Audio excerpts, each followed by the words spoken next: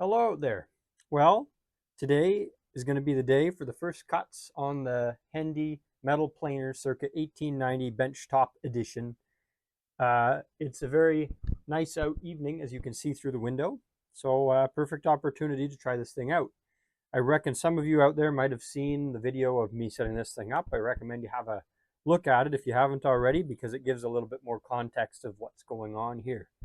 So everyone's familiar with a wood planer. Wood planer piece goes in, and there's a big long cutter, and it planes the whole surface, plane with the bed, so the top and the bed are level in one whole pass. A metal planer uses a single point cutting tool like a lathe, and the single point cutting tool is clamped in this head, and the table goes back and forth a whole bunch, and slowly this single point cutting tool traverses the work. So these things were kind of regarded as the second machine tool, the lathe being the primary, of course. And you'd just bolt whatever you wanted to make flat to it and go back and forth. The horizontal milling machines came out later than the planer, and even the shaper, which kind of operates on the same concept. Shaper's a little bit more common. Talk about that. Hey, what's under the white tarp? What are you hiding from us? Well, I'm just going to give you a little peek. It's a shaper. It's a Rhodes shaper, but that's for another video coming soon. So a planer, the work is clamped to the bed and the work moves back and forth. The head is stationary, aside from its traversing, of course. Metal shaper, it's the head or the ram that goes back and forth, and the piece is stationary and traverses below the cutting tool. So these things aren't too common, so I'm awful lucky to have it. And let me go over it with you. It's really not that complicated. It's a beautiful article of machining technology. This is the bed. There's one T-slot down the length of it, and then there are a bunch of straight unthreaded holes. And those holes accept these little devices that are called pins. They can be either a simple pin like this, it's just a post protruding, there's nothing, call that a stop pin.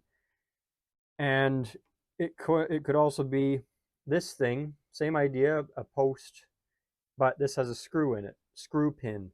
The old books recommend that screw pins have screws and threaded holes on a 15-degree incline, so that not only does the screw hold the piece against something or kind of position it crossways, but it puts a little bit of angle force on it so that it holds it against the table a little bit better. I have only one of these screw pins and a pair of stop pins. This one looks like it was going to be a screw pin, then the tap broke off in there, womp womp. So it became a stop pin. And then there's one old T-slot bolt that can go in right like so, and then you can put something and screw it down. First cuts. Before we make the cuts, we have to understand how to make the cuts. So, first of all, single point cutting tools. This assembly, this clamp, there's a tool post, often called a lantern post, and it's attached to a clapper box, because it does this, claps. And this tool is mounted in like so, and then you set your angle and your depth and all that stuff. And it's held there, and then it goes back and forth. The reason why it claps is because on the back stroke, on the front stroke you'll be cutting, on the return stroke you'll be rubbing the back of the tool, and so as not to ruin the back of the tool, that backwards force will slightly lift the tool off the work.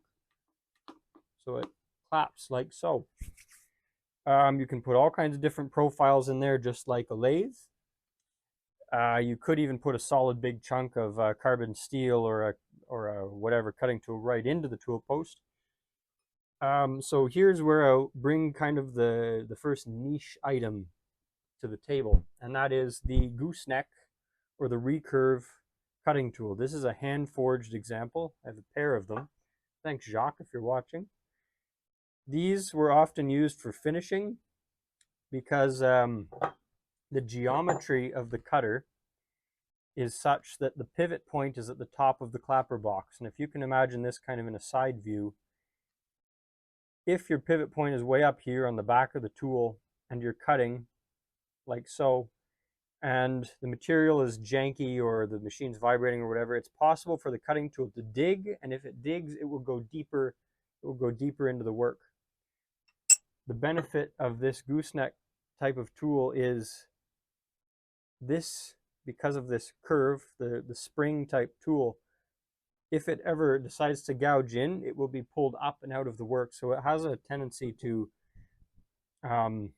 leave a better surface finish. It doesn't go grab, let go, grab, let go. It tends to kind of gracefully do so a little bit better. So those are the first kind of interesting tool. This one's offset, and it has a replaceable, what seems like an early type of insert, hardened something. Another little thing to show that can be used, or was often used in unison with these, is machinist jacks. And these are very cute. They're miniature screw jacks. And you put a little pin and you up to whatever height, and then you can lock them with this nut, jam nut.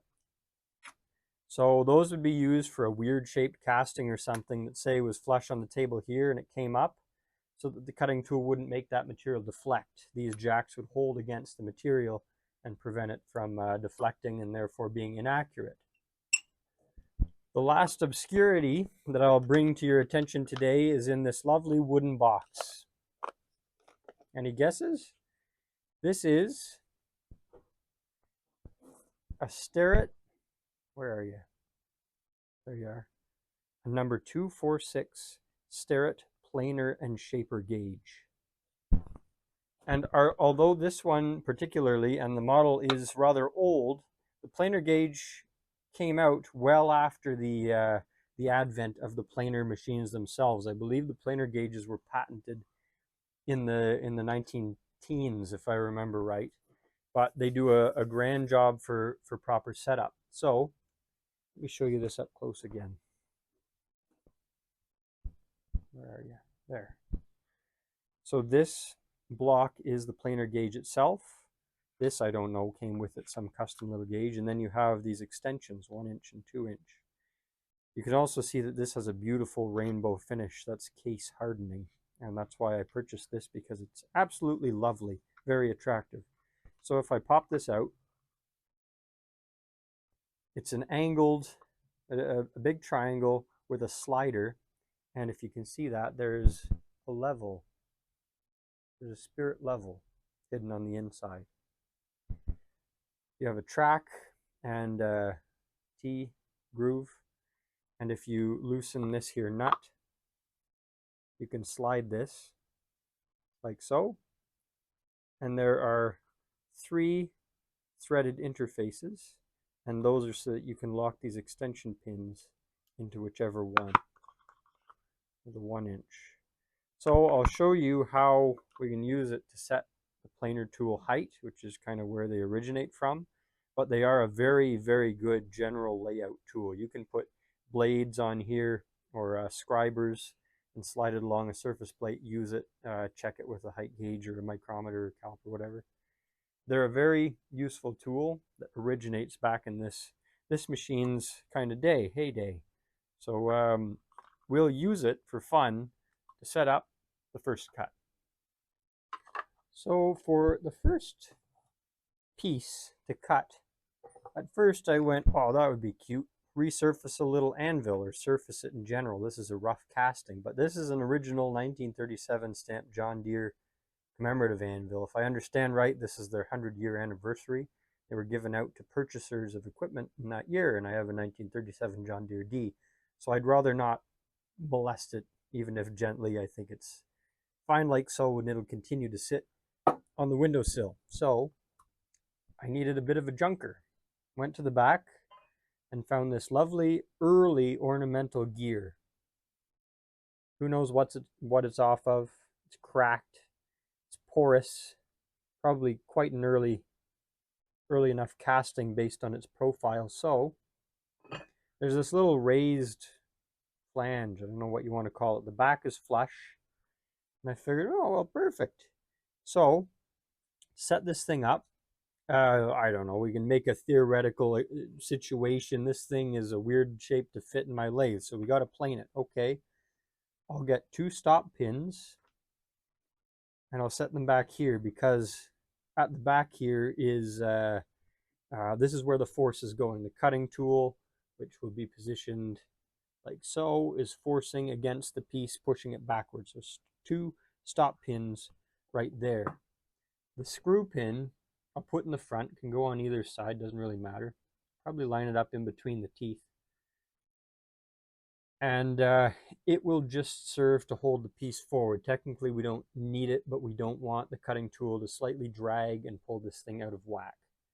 So whole thing nice and flat, and I'll just use this screw pin to lock it forward. This is where the benefit of a screw pin on an angle, on an incline, would be, because it would help drive the piece down and reduce the likelihood of it raising and therefore having an incomplete contact and chattering or making a mess. So I want the tool to come beyond this and then retract. I don't want to go too far either way because that'll be a waste, but I want to go well far enough to clear it and, you know, give the machine time to run right. So I'll turn on the line shaft and then we'll have a gander at this. So hit the button.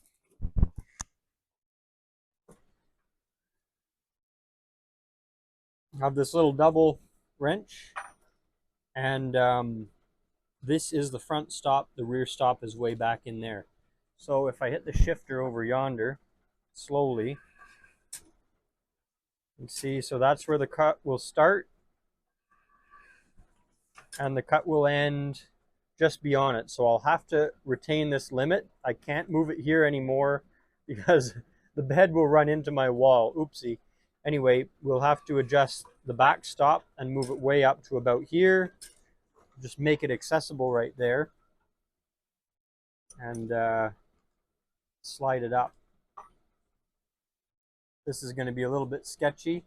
I'll turn it on, manually return this arm, and slide this stop along at the same time. So watch your fingers in this business. Disengage. So we'll say right about there is good. It'll go a little bit farther than we need.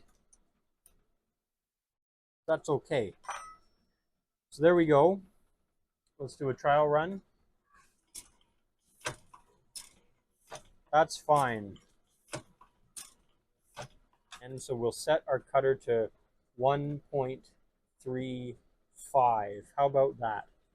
Using the planer gauge and the caliper, go back to 1.35. Gotta go way down.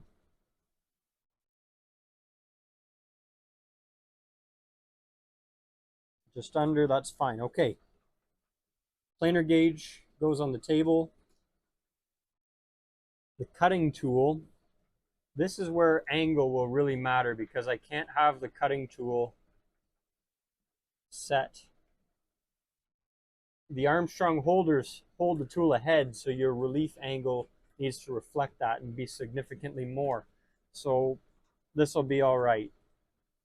That'll be all right. It's really meant to move that way, but whatever. We're making do here. So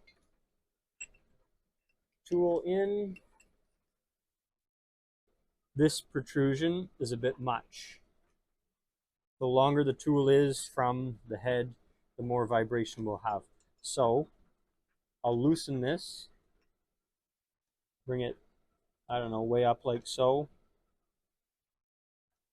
and then we'll drop the whole head. Now the proper way, if we were doing high precision, just like on a lathe when you're doing facing, you can lock. There are 4 bolts on the back, 2 here, 2 here, so you can lock the whole cross slide. Okay, get our gauge again. Come down quite a bit.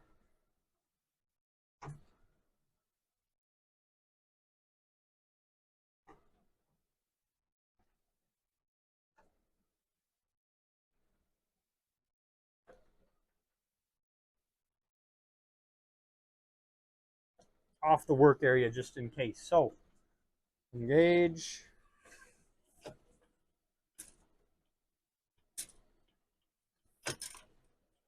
Disengage. That's where I'll put the stop.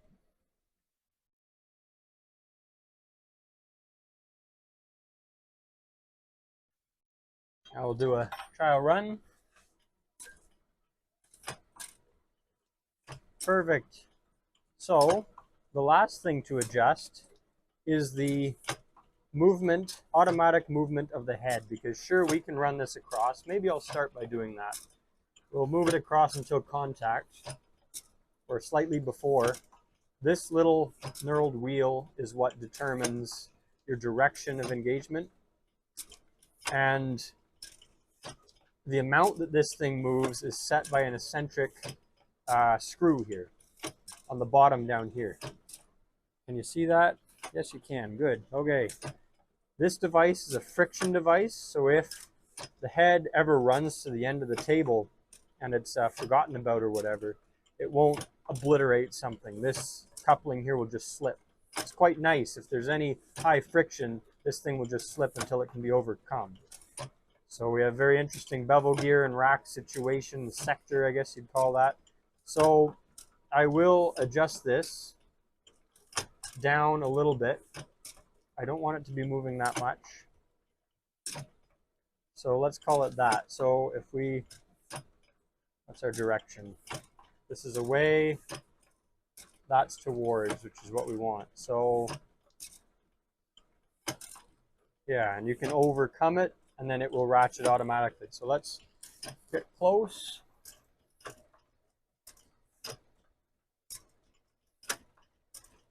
Getting close. That high spot. Very close. Next one should cut. Oh, next one should cut, I swear. Ah, there we go. There we go. So I'm looking at the tool to make sure that it doesn't want to hop up at all. It does really want to dig. And it is.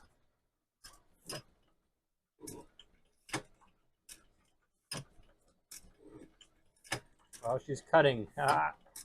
Let me get you a close-up.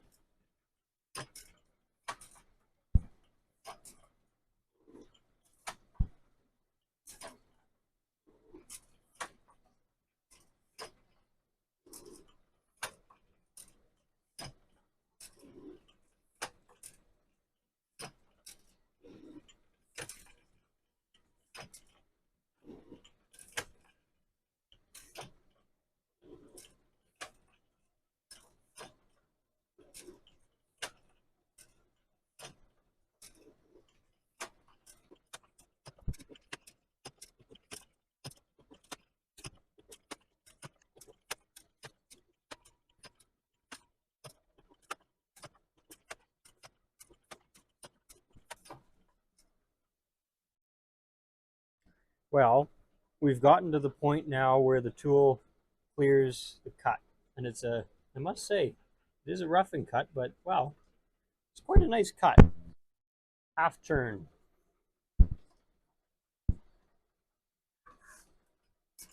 So I disengaged the feed just to show you for fun how much force this has because of that reduction, the whole bull gear system. I can put all my weight on this thing leaning back and it'll, well, all my weight there, it'll pull me up. Or I can push against it with my weight.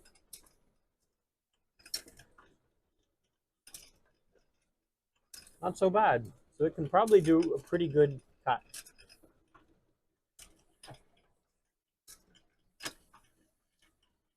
Something is slipping a bit funny. I think the forks are having a tough go. They're not quite moving as far as they should to the slipping pulleys.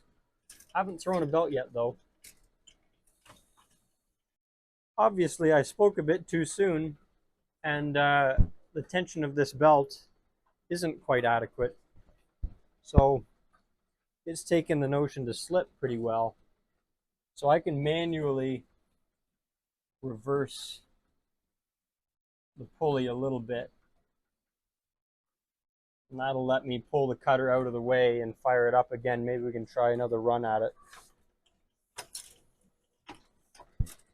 Oh no, it slipped again.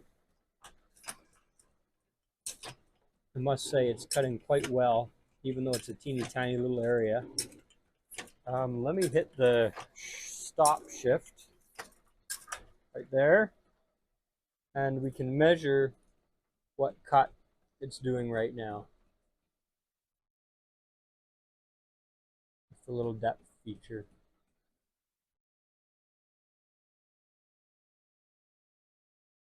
We call it that. 55 thousandths. That's pretty nice. So this full pass has been achieved.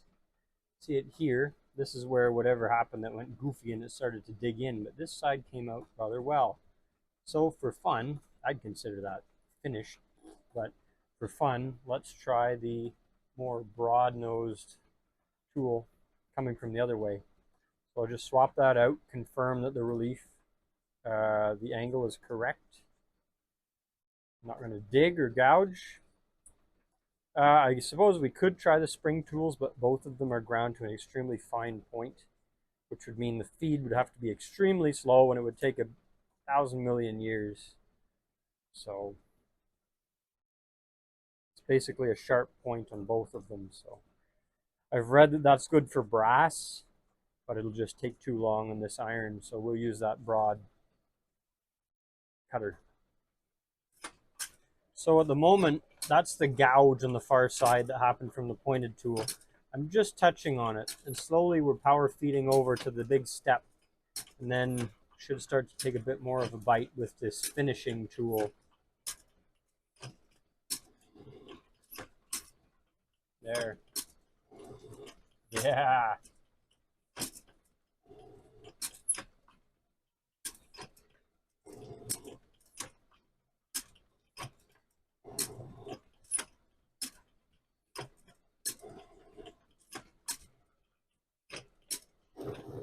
Whoa.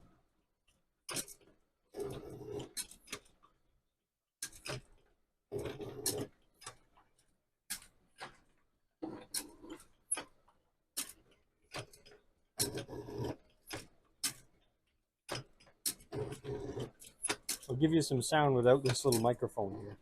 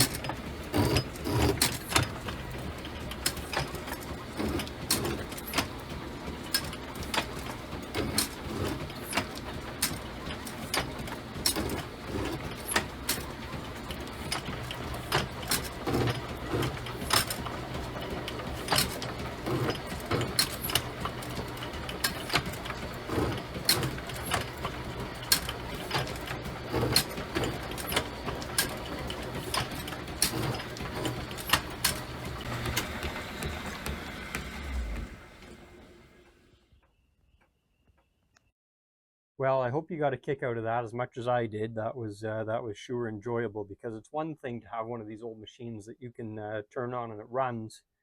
It's a whole other level of satisfaction to put a piece on it and see it perform. And sure enough, there were little slip ups, as expected, but this thing performs. And the surface could have been better. It's my own fault that it's not optimized. You can see where the tool grabs lets go. It has a little bit of chatter, and the feed was a little bit coarse, and that was again my own fault. A little bit excited, a little bit in a rush, so could have slowed that down and just let it do its thing. That's the nice thing with a lot of these old machines. They're not fast, but they're set up in a way that you can effectively leave them alone, not run away far and go see the lady up the street, but stick around and it'll do its thing, and it's not going to crash and explode. If something happens, it just kind of hits the end of its stroke, and it just tells you like, hey, I'm done. So anyway, very satisfying to see this thing running. Stay tuned for more. There's that thing, the Rhodes Shaper, going to come up in videos. And I want to leave you with a little note, I suppose. This shed that I call my shop was empty about 5 or 6 years ago, completely empty. And then the line shaft went up, the lathe was restored. That was a whole winter's worth of spare time. And to those out there, there's a lot of people who comment and I talk to and all that type of thing. Oh, I don't know when I'm going to get around to it. Well, you know, when your buddy gives you that little poke, says, hey, when are you going to get that truck running from 1989, that pickup that you went to high school with? It's been a part in your garage since then. No, maybe I'll get around to it, you know. Well, go out and polish a bolt. Go out and polish a bolt. Or take some stray part, put it to the wire wheel and prime it. Hang it up. Because it's awful easy to see a pile of stuff and say, holy gee, that's a big undertaking. I'll go do something else. But even if you do a little bit, it slowly, it will work wonders on the mind because you had more done than you did before. And I know that sounds maybe silly. Maybe it's a little bit of unsolicited philosophy, but I really recommend doing something like that because before you know it, you'll have something to show for, and the satisfaction that that brings is medicinal. Let's call it very soothing. So, anyway, enough of that hocus pocus. Hope you enjoyed. See you next time.